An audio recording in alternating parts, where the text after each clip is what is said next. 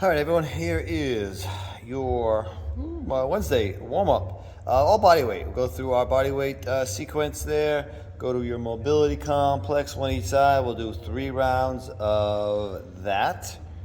And then your strength circuit. Yes, 12 exercises and get nice and heavy for you today. Let's take a look at what that all looks like. All right, so first off, ISO, alternating ISO bench press. We've done this a couple times in the past, but imagine there, you're gonna sit there on the bench with the dumbbells up in the air. One arm's gonna stay up as you do bench press on one side with control. The other arm stays up, and then you just alternate back and forth, alternating ISO, one arm bench press. All right, so that's 6 of those on each side, and then the bench reverse flies. All right, this is kind of new, so these don't need that heavy of a weight.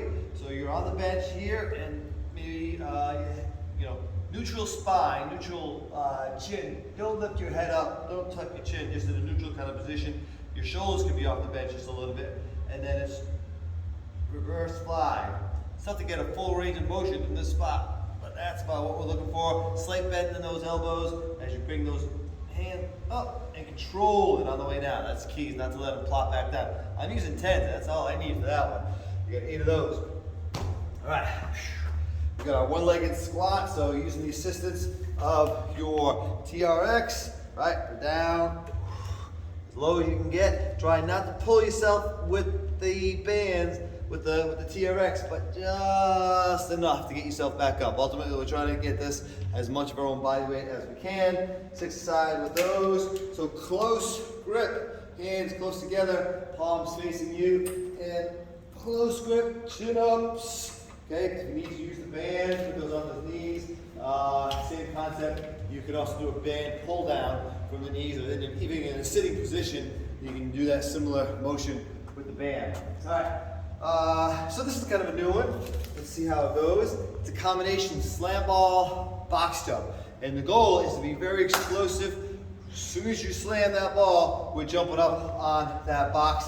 Obviously, you're gonna be very careful. I don't want anyone jumping off the box as the ball is right there. So make sure you're stepping off to the side and not jumping on the slam ball. So the slam ball box jump is a combo, and it looks like this. So we do our slam, and then you're gonna be explosive.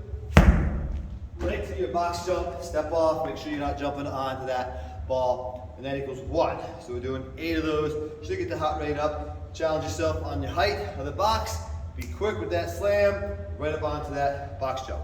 All right, so quarter moon with a side lunge. So we'll start with the ball overhead, and then as you do your side lunge, bringing that ball to that same side as that bent knee, and then back up as you stand. So that's your quarter moon. So again, side lunge, up.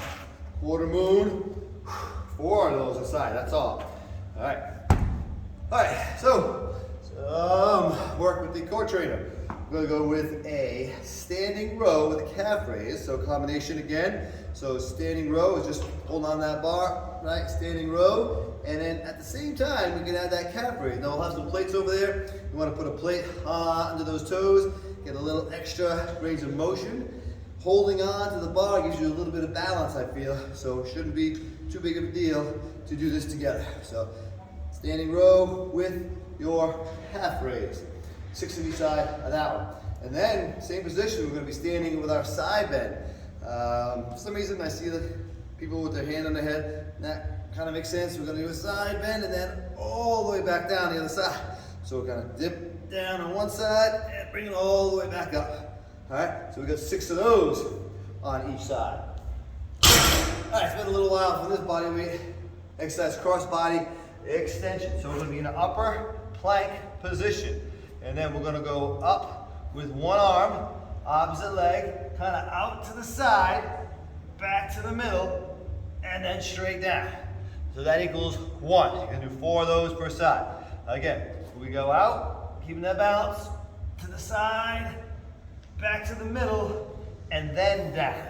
So 3 distinct motions. Out, to the side, back to the middle, and down. 4 of those on each side. Then we'll go right to some ab wheels. All right, and then we'll finish with the kettlebell. So kettlebells, just tricep extension. So elbows nice and tight. You want the dumbbell, kettlebell, doesn't matter. And then the last exercise, the kettlebell or barbell, RDL or a deadlift. So here is education time as the distinction between the RDL, which is mostly hamstrings and glutes. It's only a slight bend in the knee. It's more of a hinge at the hips. All right, and then you got the traditional deadlift, feet usually a little wider apart, and it's more hinging both knees and hips as we go down. So here you're pushing through your heels, your knees as we stand. And then the RDL is going to be more hinging at the hips, pushing your butt back as you go down, and then squeezing those glutes as you push your hips forward.